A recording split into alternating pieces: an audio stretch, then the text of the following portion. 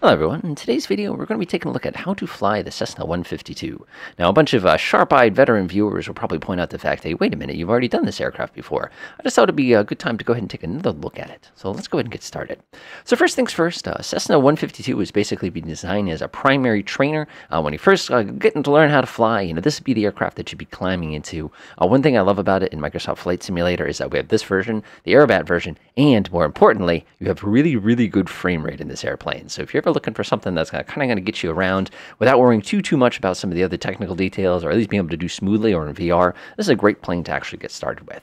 So let's go ahead and get this thing going here. So basically, the first thing you got to watch out for is the fact that this aircraft was designed as a trainer, so it is not a complicated system. That being said, the engine on board this thing is a little ancient, so it has a couple little quirks to it that you're going to have to kind of work around. So let's go ahead and take a look at our little POH here. I'll post this up on the little links there in comments so you can check it out later on. First thing first is we always want to make sure our parking brake is set. On this little aircraft, the parking brake is this giant lever. In the real world, what we would actually do is we'd push the pedals all the way down, and then we'd crank this thing out and then let go, and it would hold the pedals in place. So that's how it's designed to work, but again, depending on what you're doing here, it could be a little bit different. Next thing we want to do is we want to go ahead and make sure our cabin doors are closed and latched. We're currently sitting here in, this is just to the west of Chennai in India, which is on the east coast of India. It gets hot here. So obviously, normally we would have these windows wide open, if not completely removed, in order to somehow keep this aircraft somewhat cool. All right, so next thing we're going to do is we're going to double check to make sure our flight controls are free and clear. We're going to give everybody a little tug. And again, this is the world's tiniest little yoke. Like, I can't describe, like, my hand covers like this entire side of this little thing. It is literally so small. So we're going to go ahead and double check to make sure, let's see here. We're going to check our thing here. We want to do some mixture rich and all that other good stuff. Looks like I was jumping into before takeoff there. My bad. So let's go ahead and set the mixture to the rich position. This is going to be this little red handle right here. Pretty straightforward. You can just jam it forward. Next, what we're going to do is we're going to make sure our carburetor heat is in the cold position. Now, this aircraft is a carbureted aircraft. Because of that, if we ever run at low power settings, when you have high humidity, we run the risk of building up ice inside the carburetor. So we want to make sure this is actually in the cold position. We can go ahead and pull it out if we need it. We can even do partial carburetor heat, depending on just how bad the conditions are. Next, what we're going to do is we're going to prime the engine. But before we prime the engine, you want to double check to make sure your fuel is turned on. If the fuel is turned off, obviously you're going to have a heck of a time actually getting anywhere with it. Right now, you can see it is in the on position. Now we're going to go ahead and slap it to the left here, and that will go ahead and put it onto the on position. Next, what we're going to do is we're going to go ahead and prime this sucker. So priming is basically the process of taking fuel and jamming it into the cylinders to kind of give you that extra little boost to start here. So to run this is pretty straightforward. We just grab onto this thing and kind of pull it out and crank it. Now, the amount of times you prime is completely dependent on the temperature. Now, if you look at the rest of the POH, you realize that our prime itself is going to be completely dependent on, like I said, temperature. Usually 2 or 3 on a warm day is enough. If it's a nice cold day, you can do this as many as 6 times. I've heard people say 10, but at some point, you're just going to flood the engine. That's not going to do any good for you. So we're going to look at the window and confirm that the propeller area is clear. We can see this guy's sitting here, basically getting in our way, as always. We're going to come down here. We're going to go hit our master switch. Get both of those switches turned on. We're going to flip on both parts of the master switch there. Make sure that's running correctly. Looks good, looks good, looks good. We're going to get all sorts of little warning lights and everything like that, but nothing too concerning here. So now what we're going to do is we're going to go ahead and take the throttle, and we're going to push it in just a teeny tiny bit. It does not take much here. Now, old-timers will say one of the techniques you can use to get this thing started in a hurry is basically to jam this thing forward as soon as you crank on it, and then you pull it back again, because there's this thing called an accelerator pump on board these aircraft that do a really nice job of jamming fuel into the cylinders to give us quicker engine acceleration. I'm not that old timer, so I'm not going to worry about it too much. One thing I am going to do before I do that, though, is I'm going to turn on the bacon light, even though it is not listed in the instructions. Usually this thing is just basically permanently turned on, so you don't have to worry about it too much. So now what we're going to do is we're going to come down to the starter. Again, it's literally just a key. Just reach down there. I'll go ahead and stick the thing. We're going to crank it to both. So as this thing starts, go ahead and take your hand and make sure it's on the throttle at all times, because as soon as it catches, you're going to want to get your RPM to about 1,000. Now, in the real world, of course, when we're cranking one of these old engines here, it can take a minute, like 15-20 seconds, and generally you don't want to be exceeding 30 seconds on a starter, otherwise you overheat the darn thing. All right, let's go do it. And catch, and we are good. Now, one of the things that bums me out about Flight Simulator, and there's other flight simulators are guilty of the exact same thing here, is the fact that when you start an engine on, there's different sounds engine makes depending on what's wrong with the starting process. For this aircraft, it just goes. And the real aircraft, you're looking out for exhaust going, up the side of it. You're listening to the distinctive grinding noise that it makes when it starts catching. You're listening to the exhaust sounds to know what part of the combustion is working and how well it is working. So, okay, so our navigation lights is all set. We're going to turn our radios on. Generally, you do not start an aircraft with the avionics turned on. Most people would actually come through and shuttle these off real quick. But since this is a flight simulator, I'm not going to worry about that so much. The reason we don't do it is because you can do a lot of damage to these very expensive ones. Fun fact, by the way, folks, that's old news. That's old news. All right, let's go ahead and put that thing away, and we'll let the engine slowly warm up. So this aircraft, like I said, this is a carbureted engine. It is a little bit older of a design. Again, the original Lycoming engine for this is basically 50s vintage. So you want to imagine a lot of the systems are going to be that way. One thing I would recommend when you're sitting here just kind of idling is to go ahead and pull out the mixture control just a teeny tiny bit. Usually I say about a thumb's worth is about the magical amount. Apparently 72 is the magical amount right here. And what that's going to do is stop you from building up lead on the spark plugs, which will go ahead and kill your engine. The other thing I'm going to double check here is I'm going to make sure that my RPM is right around 1,000. A lot of times you're going to be standing on the brakes to keep this thing stable at this particular position. All right, let's go ahead and double check to make sure all instruments are working. We should have some oil temperature, not a lot, but the important thing is that we have oil pressure. If you start this thing and there's no oil pressure at all, you've got to go ahead and cut the engine because something terrible is happening to your cylinders. So like I was saying a little earlier, we're out here in India today, and we're basically going to be making our way over to Chennai perfectly. They've got the Super Kings, by the way, in case you're a fan of the IPL. It's a pretty solid group there. And to do that, we're actually going to be using VOR in order to navigate to that position. So that's going to require a 112.50 is going to be our VOR. So let's go ahead and dial that sucker in. I'm going to do 112.5. Again, I'm just letting this thing warm up here. Go ahead and pop this thing over into the appropriate channel. Give it a second. And looks like we're a little bit low, so we're not going to be able to pick it up right away. But I will go ahead and set the appropriate course here. We're going to need to be about 100 degrees once we take off. Now, sharp-eyed folks who have done these kind of flights before, I know the fact that this is an air-cooled engine, and I'm doing something very, very naughty to it right now, and I'm not pointing it into the direction of the wind as I'm warming it up. Generally, whenever you're just sitting with an air-cooled engine, you want to make sure that you're pointing towards the wind. Otherwise, you could run into all sorts of nastiness with overheating and things like that. But we'll deal with that in a minute. So let's go ahead and, now that we've got everything all set, we're going to go ahead and taxi our way out. We're basically going to scoot around this way and take a left and make our way down the airfield here. Plenty of aircraft joining us today, as you could probably see with all the different planes there. So getting this thing taxied is about as simple as you can possibly be. You just release the brake, and the thing usually starts rolling forward. If anything, you can go give it just a teeny bit of throttle. It really does not take much to get this thing going. And then you can go ahead and back the throttle back down to like it was a moment ago at about 1,000. Now, one of the things you're always going to be balancing with one of these aircraft is the fact that your throttle itself, you're going to be you're going to be attempting to not push the throttle so far forward that you basically overspeed. At the same time, as you want to make sure that you're not wearing your brakes out. So it's always a kind of a fun little battle, a contradictory situation. You want to pull the throttle back so you start slowing down here, but as soon as you do that, then you run the risk of the lead again. That's another one of the reasons why we took the time to go ahead and lean out our mixture before we got going. I appreciate the fact that that guy over there is everybody's in the grass. It's awesome. All right, go ahead and slow down a little bit here. Normally, you'd want to go ahead and get yourself some permission before you start scooting like this. But again, we're more interested in how to fly this thing, and we're not interested in other things. Go ahead and check the approach here. Make sure I'm not cutting anybody off. Looks pretty good. All right, let's do it to it. Go ahead and kick the throttle over. Actually, the rudder, I should say. One thing I love about this airplane is it's just so small. It does exactly what you tell it. It's almost like a remote control plane is like I describe its handling. But the one thing I don't like about this aircraft is you really got to love the person you're sitting next to here. Because if you don't, you're going to get to know them very, very intimately throughout the flight just because of how incredibly tiny this airplane is. So we're just going to kind of zip down a little taxiway. Again, this is a fairly large airfield, as you can probably tell. We were looking for some grass strips up in the Himalayas a little while ago, but unfortunately, everything that we found was literally so tiny we couldn't safely navigate it, which was freaking me out just a teeny tiny bit. All right, let's go ahead and start cruising down this way. It looks pretty good so far. Just checking my instrumentation. Looks good, looks good. Just got to kind of flip over here real fast. Whoa, excuse you, sir. Excuse you. I was here already. All right, we're going to just kind of zip down. We'll go do our run-up and everything along those lines. And like I said, these planes pretty much got completely replaced by the Cessna 172. Most people will be like, oh, this is a great training plane. They're like, it's kind of slow. And that's going to be kind of the common problem we're going to be facing with this particular aircraft as we attempt to get going. And you can see I barely got the throttle cracked, and this thing is ripping down the runway here. And I actually say the taxiway, so we want to be mindful of that also. Go ahead and hold the brakes here and start slowing down. Again, brakes are really expensive on an airplane, so we want to conserve them as much as possible. Obviously, these are simulated brakes, so feel free to abuse. All right. So we're going to assume that the wind is coming from the east, actually right off to my right wing here. So I'm actually going to take my nose and I'm going to point the plane towards the wind about as close as I can before I do my run-up. So let's go ahead and do our run-up. Basically, the purpose of the run-up is going to be to go ahead and make sure that everything on board the aircraft is working smoothly. So let's go ahead and call up our checklist we had a minute ago. We'll go to the correct one this time. We'll go ahead and make sure our parking brake is set, which it is. We're going to close our door. Flight controls, we'll give everybody a wiggle, which you checked already.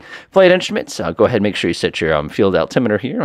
Make sure your directional gyro is pointing the correct direction.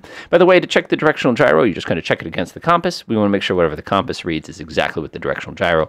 Remember, this particular tool is gyro, and this is magnetic. So you have to reset this every 15 minutes or after some abrupt maneuvers. Let's go ahead and set the mixture to be rich. Fuel shutoff valve should be turned on. I don't know how we'd be running without the fuel shutoff valve, but you never know. Let's go ahead and enrich in the mixture real quickly. You push the button in or you twist it with your fingers is how you do it in the real one. We're going to set our elevator trim for takeoff. So we're going to go ahead and grab our little trim wheel. There's a couple different ways you can do it. You can go ahead and grab it like this, and the moment it says the word takeoff, you've done a good job. So we want to make sure that's pretty well set. We're going to go ahead and set the throttle to 1,700 RPM. So this is going to be a run-up procedure. You're going to have to do this fairly smoothly. This particular aircraft is a little picky. And again, the real plane starts vibrating like, it's doing like one of these the entire time. But unfortunately, we don't see that. All right. Yeah, this gives me a little bit of the buffet. A little bit. That's satisfying. All right. There's 1,700 RPM. So what we're going to do is we're going to check the magnetos. I'm going to go slick it to the left here. We should lose a little bit of RPM. Not a lot. Switch it back to both. It should come back up, which it does. We're going to go over to the right magneto. Click, click. It should come down a little bit, which it does. They're pretty even. Set it back to both. It should come back up almost immediately. So what we're going to do is we're going to grab onto the carburetor heat and pull it all the way out. And when you do that, you're going to lose a significant amount of RPM as you basically just enrich in the mixture. Next thing we want to go ahead and check. We want to make sure we have a good battery charge, which we do. We want to make sure all the instruments are nice and straightforward. Well, we don't have a suction gauge on this particular version, so we can't check that. And everything looks good. So now what we do is we go, and we pull the throttle all the way out and see if the engine cuts out on us. Now, I can't tell you how many times during the winter on a 172 I've done this, and the engine does cut out on you. And you're like, should I be flying today? Let's go ahead and push the carburetor heat back in. And I'll go ahead and get this thing going again. All right, so we don't need strobe lights today because basically what we're doing here is we're going to be taking off. It's just a pretty straightforward flight. Again, not a terribly long flight or anything along those lines. Go ahead and scoot to the next part, and we'll take a look at the takeoff part of our checklist. So again, notice we're sitting here until we're cleared for takeoff because we don't want to be messing around with that too much. Okay, so basically what we're asked to do is we're setting wing flaps between 0 and 10. We have 2.5 miles of runway. We don't need wing flaps. I know more than one person who would tell you always use wing flaps because, again, runway behind you is useless. Runway in front of us, helpful. Carburetor heat needs to be cold. Obviously, use full throttle. Lift the wheel at 50 knots. Climb speed is 65 to 75. I always tell people 70. All right, let's go put that away and go ahead and get going. Parking brake release. And again, you just need to give it a little bit of a tug here in order to get this thing rolling. Some people, of course, if you're in a situation where you want to use your strobe lights in order to remind everybody where you are, this is a great time to flick it on. Remember, strobe lights always come on when you hit the runway and when you're right about to leave the runway. These things are pretty darn bright. All right, let's go ahead and kind of wheel this way. We're just going to take a nice gentle right turn. This runway is fabulously long, so I'm not too worried. So basically what we're looking at during takeoff is, again, is the engine making weird noises? Is the plane buffeting strangely? Are we getting anything that, shouldn't be what it is there? And you'll know exactly when it happens, of course. Like I said, the real plane is going to be a little bit more, what's the best way to describe it? More visceral, I guess is the term. All right, we are on our runway, plenty of room. We're going to smoothly push the throttle all the way forward. I love this aircraft. You just go full throttle and you just go. All right, this is it. So we're going to use a lot of right foot right here in order to keep us centered. Remember, as you speed up, your rudders are getting more sensitive. There's 50 knots. We lift the front wheel and we just hold the front wheel off the ground, and the rest of the plane is going to come up almost moments afterwards. All right, now that we're going on, we want to take a look in the bottom left corner here. Whoa, that's not the right button. We want to confirm that our turn coordinator is nice and coordinated here. We've got a little bit of buffeting. Whoops. So we're going to use just enough rudder to keep that ball centered at the same time as being climbing. Like I said, about 75, 80 knots is usually pretty good. I said 70 a minute ago, but the problem with 70 knots is it feels like you're kind of hanging off the propeller there, and I don't really feel very safe with that, especially given that this is going to be a fairly hot day. All right, we're going to go ahead and climb up a little bit higher here, which is looking pretty good. And then we're going to go ahead and take a right turn and bring ourselves towards east here. Did you notice the VOR just kicked in? We needed to get high enough because remember, VOR is a line of sight tool. All right, let's go ahead and take a gentle right turn. We're doing about 70 here. Give yourself just enough trim here to make sure everything looks okay. If you'd use landing lights, because this was a nighttime operation, I can go ahead and flip that sucker off now. So what we're going to do is we're going to bring our heading at about 120 degrees. Keep it nice and simple. Well, again, we're going to try to go up to about 2,500 feet today. This aircraft is not what I consider a high-performance airplane. The Aerobat version's a little bit more fun, and it's a little bit more sensitive, I guess is what I want to call it. But at the same time, it's a little bit harder to work. Now, you're probably saying, why am I going 120 degrees? Well, the reason is I noticed that on my VOR needle here, that it shows that east is basically between east and 120 is where I need to be, which is about 100 degrees. But I'm noticing if I point towards the 12, I'll be bringing this needle to the center. Now remember, we're a fairly good distance away from Chennai, so it's going to take us a little bit to actually get up to altitude here, but I'm not worried about that too much. Again, this is a great sightseeing aircraft. It's basically a light sport airplane that you can also, do a little bit of instrument work with, which I think is kind of neat. I kind of appreciate the fact that it does not have a GPS on board, although I'm sure there are some third-party GPSs that could do that. Now, some people are probably saying, now you've skipped an important step there. Can you go fix that for us real quick? Absolutely, I'll fix that for you. Okay, now we fixed it. I always forgot my lights, camera, action. Oh, that was sloppy. That was sloppy. It was not in the original checklist, and I was just trying to follow that one, which I was trying to follow the other one too. Haha, awesome. All right, so I noticed that my VOR needle is just about centered, which means we can then go ahead and swing to the left a tiny bit and basically get us right back on course here. All right, now right foot is getting some good exercise here. Obviously, as we're climbing, we want to keep our aircraft as coordinated as possible. If you're skidding in any way, basically, if you stall or something dangerous like that, things are going to end badly for you, to say the least. Now, we're flying over India today. Like I said, we're way out on the East Coast. Very large, very populous country. All right, that's about 110 degrees. I'm going to keep swinging a little bit to the left here, get us getting a little closer to 110. And that's going to be 100 degrees, basically right there. The wind today is pretty much right behind us, so I'm not too worried about it. Just about ready to hit 2,500 feet. So what I'm going to do now is I'm just going to push the nose over gently. And as we get closer and closer to our altitude that we want to be cruising at, we want to gently start backing out all that hard work we're doing with the rudder at the same time as pushing that nose over. Okay, so with this aircraft, cruising on this thing is pretty straightforward. Basically, what I do is I set the RPM over on the right to about 2,400. Remember, you're working with a fixed pitch propeller. So when you pull that throttle back to 2,400, by the time you look at it again, it'll be down to 2,300. So the trick here is you just pull it back just enough. And you just kind of watch what it's going to do here. It's about 2,400 RPM. That's basically the fastest cruise we're allowed to do on this aircraft. And we'll take a look at the cruise chart in a minute, too, so you can kind of get a feel for it. All right, so now we're going to go ahead and start working with the pitch trim here. So I'm going to use just enough pitch trim. This aircraft is very slow, so the trim tends to be a little unresponsive. You'll know exactly what I mean when you start playing with it on your own. All right, we got our power set pretty well. We're going to go ahead and pull that back just a tiny bit. It likes to sink. Again, as you slow down, your RPM will also drop, so you have to kind of play with it just a little bit as you're kind of going here. Give myself just a little bit more. We're right on course. We are right on course, and we're right on course. This is excellent. We're doing a pretty solid job of this so far. Come a little bit over to my right, kind of center it. And just one little tap of trim, and we are on our way. Excellent. So this aircraft is, like I said, not difficult to fly. I highly recommend experimenting with this airplane if you've not gotten a chance as far as, kind of getting an airplane that doesn't require anything more than basically a fingertip in order to keep it on course here. Now, some of you are probably saying, well, can you go ahead and deal with that little roll problem you're having there?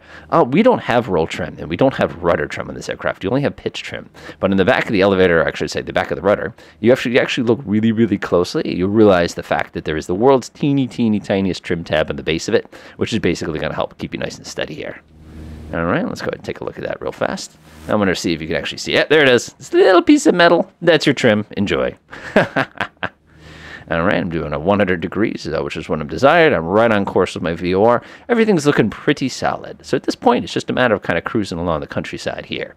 So what I'm going to do now is I'm going to go ahead and grab my POH. I'm going to go ahead and make sure I get myself to the right page here. Make sure everything's looking good.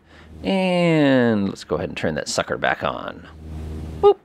Okay, so now what we're interested in is we're going to be wandering around about what power setting we're going to be using for cruising. Again, this aircraft is more about training than it is about cruising, but you're certainly welcome to cruise in it as well. I'm just going to adjust my heading just a tiny bit here because I'm slightly to the south. There we go. Again, fingertip controls on this thing. I'm barely even touching it.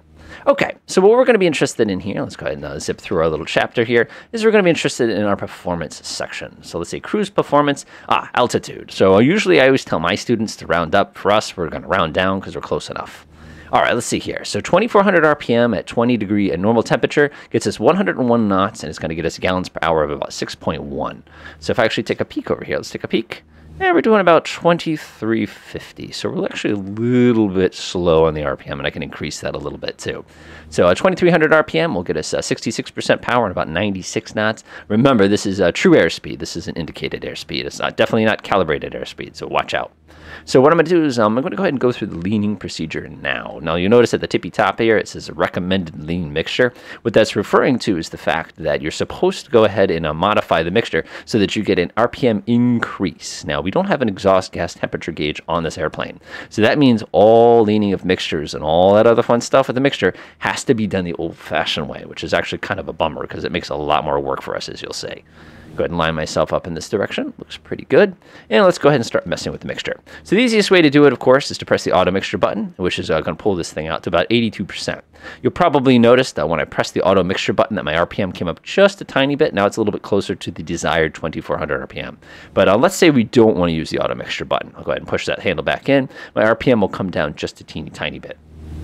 So in the event that you do not want to use the auto mixture button, the trick here is basically to set your RPM at something around a 50. So right now I'm at like a 75. So if I were to pull the throttle back just a teeny tiny bit here, to get it right about right there, anything I do to the mixture that's going to go ahead and make major changes to it will show up as an RPM increase. If I overdo the mixture at any point, it's going to show up as an RPM decrease. So the trick there is to gently fits with the mixture control itself until you hit a point where you see that increase and then leave it alone. Let me show you what I mean. All right, so I'm going to go ahead and show this one. I'm going to go ahead and pull the mixture handle back just a teeny tiny bit. So if you watch really closely, you'll see all of a sudden the RPM will start coming up. Yep, see how it's really slowly coming up again. I'm doing one click at a time. And what will happen is it will hit a peak point. And when it hits the peak point and starts working backwards, you found the optimum mixture for the aircraft. Then all you have to do is go ahead and enrich it just a teeny tiny bit. Like I'm noticing I'm getting a little bit richer mixture, a little more lean mixture than I expected. In the real plane, when you set the mixture, you can actually hear it, and it's very obvious if you've overdone the mixture in one direction or the other, because the engine will actually start to lose power, and you can actually hear it very clearly. And now our mixture is set. Perfect. All right, so now that we're all set with that, we can just go ahead and continue our little cruise into Chennai here. Unfortunately, we do not have a DME on board. All of our navigation here is going to have to be old school, and we're basically going to have to be using a stopwatch and kind of calculating where we are and everything along those lines. So what I'll do is I'll kind of skip a little bit. We've got a little bit of a flight ahead of us here, so I don't want to go too long in this one. See you in a moment. All right, it is now time to go ahead and start planning our little descent here. Descending in this aircraft is wonderfully straightforward. There's just one little thing we have to watch out for with it. When you are descending, you want to make sure that you reduce your power enough so that the aircraft starts descending smoothly so you don't go too fast. But what you also want to do is you want to avoid creating a carburetor ice kind of a problem. Now, if you remember with this aircraft that carburetor ice is a common issue if you are running at low powers and high humidities. Being in the middle of India here, it can definitely be a concern. So what we're going to do is we're going to go ahead and start by going and grabbing our carburetor heat. We're going to pull it out all the way. We're going to have a reduction in power. And all we're going to do is pull the throttle back just a little bit. It does not take much. As soon as we do that, we're looking for about 500 feet per minute as our descent rate. It really does not take much. If the aircraft starts descending really aggressively and you find yourself having to grab onto the trim wheel in order to stop the nose from dropping like that, you can always add a few RPM and then kind of feel it out. The goal here is not to mess with your trim too much during a descent, so if you reactivate the power, you don't have to stress out as far as resetting your trim all the time. Again, the goal here is to make less work for the pilot, not more work for the pilot. Generally, with the carburetor heat, I know a few people are probably going, wait a minute, you don't need to use the carburetor heat there. Generally, anything under the green is carburetor heat territory. When I was taught to descend, though, I was always taught to use the carburetor heat, basically. I remember one person, a flight instructor, we got in a bit of a fun conversation with, basically, as we were describing the fact that, well, if you use a carburetor heat for this, then you're not going to have enough power to safely land the plane if you need to go around. I get it, but at the same time as pushing that handle in, I can do together with the throttle itself. As we're descending, of course, we want to make sure we reset our mixture as well to make sure that is ready to go before we do our landing here. So basically what we're doing is we're going to be coming around this very large lake here. I'm not going to pretend in the universe that I can pronounce that because it begins with C and has a lot more letters than I'm used to. But basically we're going to swing around this side, and our international airport is going to be located right over here on the left. We're basically going to do a kind of a left traffic pattern here. I'm going to go ahead and swing myself to the left here. Again, you're looking for about 500 feet per minute. That's considered to be fairly comfortable. If you do more than 500 feet per minute, obviously it's going to be a little tough on the ears of your passengers. We are not what I consider to be a pressurized airplane or anything along those lines. One thing you probably noticed with my reduction in power here is I'm trying to keep the aircraft as close to the speed that I was cruising at a moment ago on account of the fact that it's going to make it a little bit easier for us. Our altitude we're going to be descending to is not going to be too bad here. We're going to go for about 1,200 feet, which isn't bad. We're about 600 feet or so away. Now, the neat thing is this is one densely packed city. The part of the city that we're in right now, it's looking pretty normal. I mean, this could be like an area that I've flown in before. Obviously, everybody's got your lake homes and stuff like that here. But showing just a teeny tiny bit in this direction, and it's like a New York City, essentially. It's pretty impressive, pretty impressive. Of course, somebody had to park this mountain right in the way of our landing approach, which is over here on the left. But yeah, that happens from time to time. What are you going to do? I'm going to go gently swing myself to the left here as we start lining ourselves up for an approach. Again, you want to try to keep that 500 feet per minute. Try to keep it right around 100 knots. And again, if you want to do a more aggressive descent, there's nothing stopping you from leaving the throttle up unless you overspeed the engine, however. So you want to be very mindful of the fact that if you're pretty much at 2,400 RPM and you stick this thing in a nice 1,000 feet per minute dive, you're going to quickly get close to overspeeding things. And that could do some real damage to the engine itself. So you always want to kind of keep that in the back of your head as well.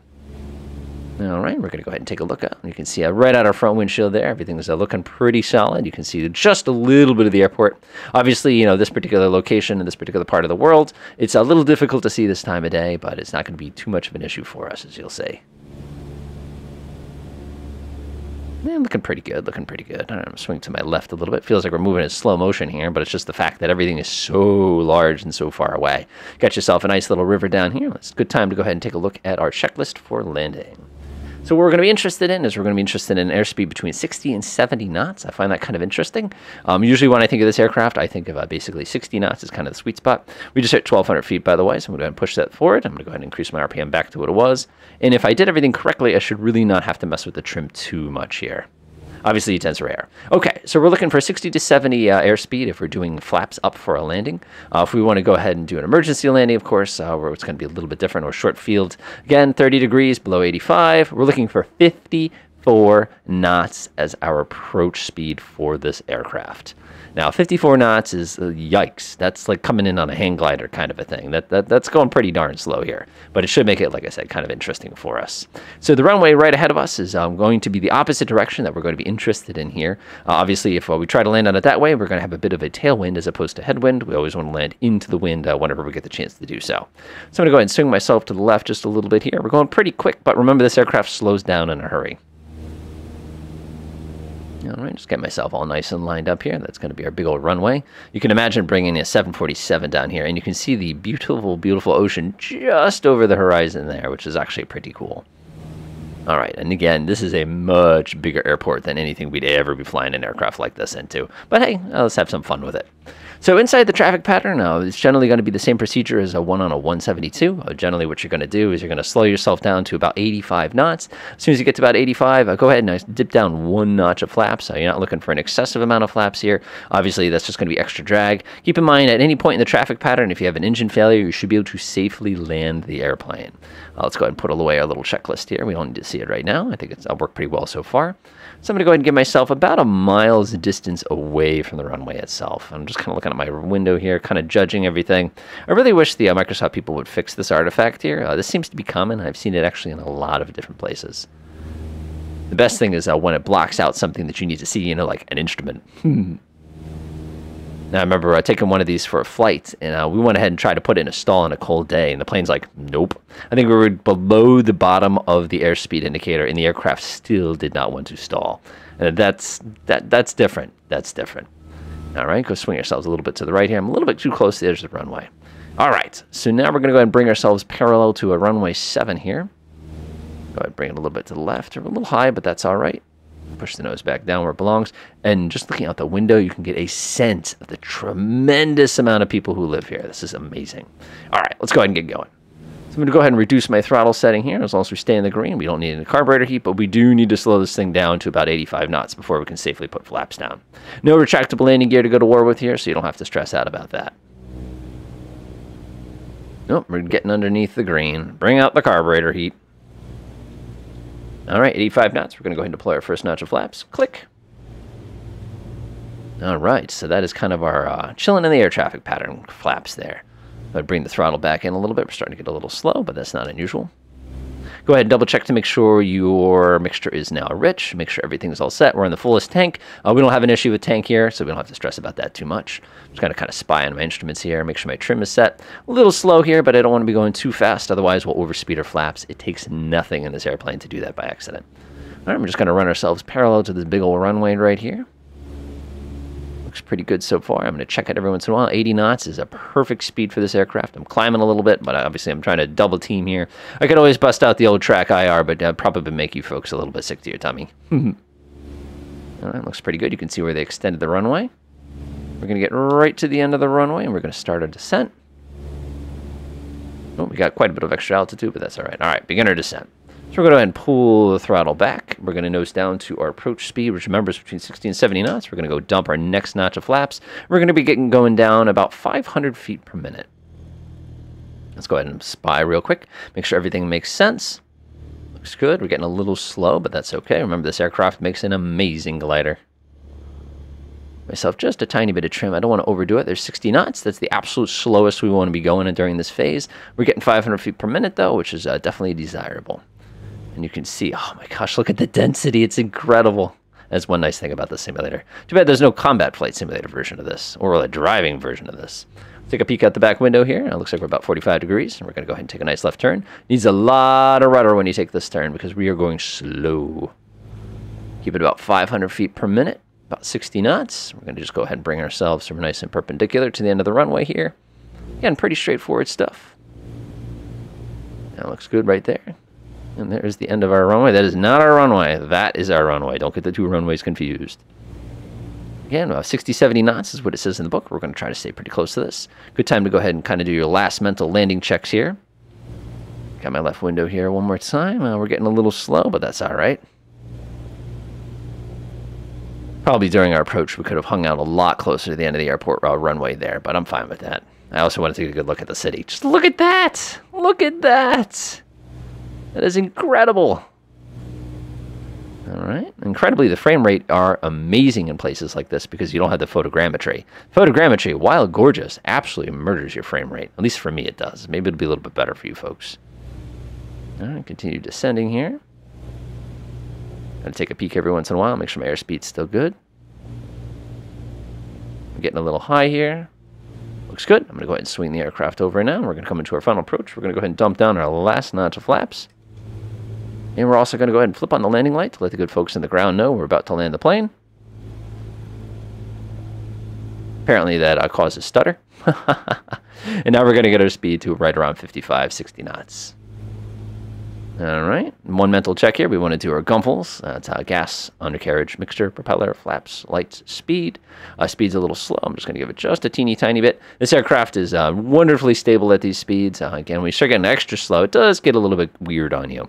Generally, when you're approaching with this plane, I usually tell people go ahead and look at the position at the top of the dashboard versus the end of the runway. If the runway seems to be getting smaller, that means you're sinking. Give it a little bit of throttle. If you see the runway getting longer, that means you're starting to climb. Give it a little less throttle. Generally, when you find yourself just at the right position as far as power goes, it becomes very simple to go ahead and bring ourselves down here. All right, you can see the runway starting to get a little bit longer again. That means usually that's a little too much power. That seems to be just about right, doing about 55 knots. All right, I noticed that the distance between the dashboard and the big numbers at the end of the runway are starting to get further apart, which means my nose is sticking down. You want to keep it relatively flat during your approach here. It's a big old number 25 there. And about 55 knots. I'm pretty stable here. Looks pretty good. Looks pretty good. We're just going to keep it down. The hardest thing for me when I was learning to land was getting this step right. You want to go ahead and kill the throttle. Hold yourself about an inch off the ground. When the plane starts to sink, just go ahead and lift the nose using your feet for directional control, and we are now down on the ground. That is as complicated as that aircraft needs to be as far as landing. And once we're on the ground, we'll go ahead and clean everything up. So I'm going to go ahead and bring up my flaps. I'm going to go ahead and kill my carburetor heat. I'm going to go ahead and pull my mixture back a teeny tiny bit, and I'll also go ahead and throw off the landing light so that we obviously don't blind anybody as we come pulling ourselves off the side of the runway here.